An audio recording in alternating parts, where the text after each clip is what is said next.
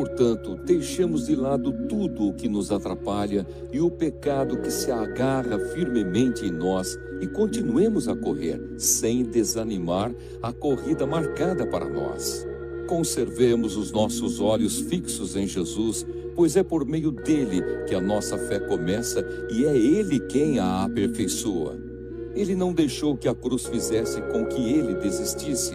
Pelo contrário, por causa da alegria que lhe foi prometida, ele não se importou com a humilhação de morrer na cruz e agora está sentado do lado direito do trono de Deus. Pense no sofrimento dele e como suportou com paciência o ódio dos pecadores. Assim vocês não desanimem, nem desistam, porque na luta contra o pecado, vocês ainda não tiveram de combater até a morte. Será que vocês já esqueceram as palavras de encorajamento que Deus lhes disse, como se vocês fossem filhos dele?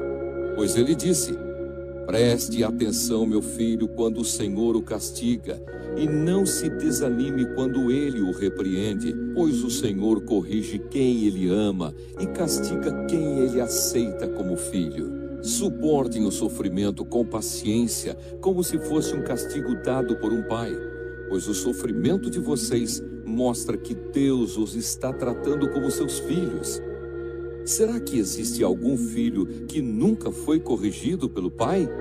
Se vocês não são corrigidos como acontece com todos os filhos de Deus, então não são filhos de verdade, mas filhos ilegítimos. No caso dos nossos pais humanos, eles nos corrigiam e nós os respeitávamos. Então devemos obedecer muito mais ainda ao nosso Pai Celestial e assim viveremos. Os nossos pais humanos nos corrigiam durante pouco tempo, pois achavam que isso era certo.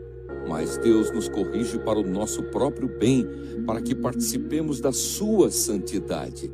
Quando somos corrigidos, isso no momento nos parece motivo de tristeza e não de alegria. Porém, mais tarde, os que foram corrigidos recebem como recompensa uma vida correta e de paz. Portanto, levantem as suas mãos cansadas e fortaleçam os seus joelhos enfraquecidos. Andem por caminhos aplanados para que o pé aleijado não manque, mas seja curado. Procurem ter paz com todos e se esforcem para viver uma vida completamente dedicada ao Senhor, pois sem isso ninguém o verá.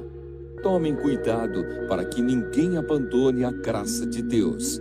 Cuidado para que ninguém se torne como uma planta amarga que cresce e prejudica muita gente com o seu veneno. E tomem cuidado também para que ninguém se torne imoral ou perca o respeito pelas coisas sagradas, como Esaú, que por causa de um prato de comida vendeu os seus direitos de filho mais velho. Como vocês sabem, depois ele quis receber a bênção do seu pai, mas foi rejeitado porque não encontrou um modo de mudar o que havia feito, embora procurasse fazer isso até mesmo com lágrimas. Vocês não foram como o povo de Israel. Vocês não chegaram perto de alguma coisa que se pode tocar, como o Monte Sinai, com o seu fogo destruidor, a escuridão e as trevas, a tempestade, o barulho de trombeta e o som de uma voz. Quando os israelitas ouviram a voz, pediram que ela não dissesse mais nada, pois eles não podiam suportar a ordem que dizia: até um animal, se tocar o monte, deverá ser morto a pedradas. O que estavam vendo era tão terrível que Moisés disse: estou tremendo de medo.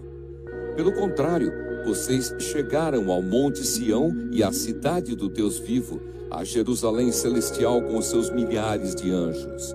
Vocês chegaram à reunião alegre dos filhos mais velhos de Deus, isto é, daqueles que têm o nome deles escrito no céu.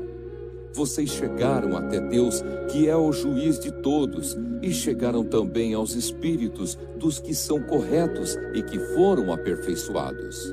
Vocês chegaram até Jesus, que fez a nova aliança e que borrifou o sangue que fala de coisas muito melhores do que o sangue de Abel. Portanto, tenham cuidado e não recusem ouvir aquele que fala. Aqueles que recusaram ouvir a pessoa que entregou a mensagem divina na terra não puderam escapar. Por isso, muito menos escaparemos nós, se rejeitarmos aquele que lá do céu nos fala. Naquele tempo, a voz de Deus fez com que a terra estremecesse, mas agora ele prometeu isto: mais uma vez farei com que trema não somente a terra, mas também o céu. As palavras mais uma vez mostram bem que as coisas criadas serão abaladas e mudadas, para que as que não podem ser abaladas continuem como estão. Por isso sejamos agradecidos, pois já recebemos um reino que não pode ser abalado.